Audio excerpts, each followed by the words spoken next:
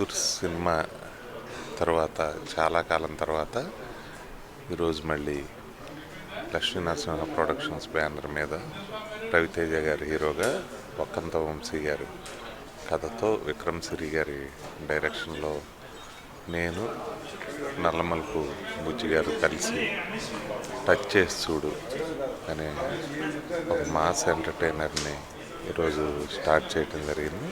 ఈ cinema total ఎంటర్టైనర్గా ఉంటుంది. అంటే అదూర్స్ తర్వాత చాలా కాలం తర్వాత తీస్తాం కాబట్టి మేము కూడా దీన్ని ఒక మంచి ప్రెస్టేజ్ ప్రాజెక్ట్గా తీసుకున్నాం. దీన్ని వక్కంత వంశీ గారు కూడా మంచి కథ సమకూర్చారు.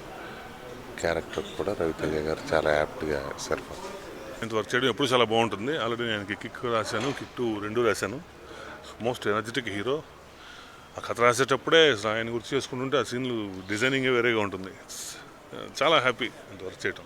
ప్రొడక్షన్ హౌస్ ఇది ఇట్స్ ఆల్మోస్ట్ లైక్ నా సొంత మనుషుల ప్రొడక్షన్ హౌస్ లాగే అనమాట ఇది. ఎందుకంటే బుజ్జన్న నేను లాస్ట్ టైం రేసుగురం పనిచేశాను బుజ్జి గారితో.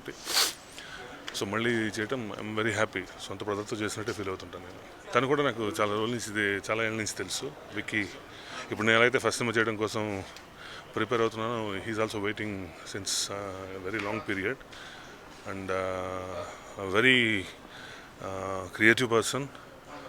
చాలా డెఫినెట్గా చాలా పెద్ద సక్సెస్ అవుతాడు తను.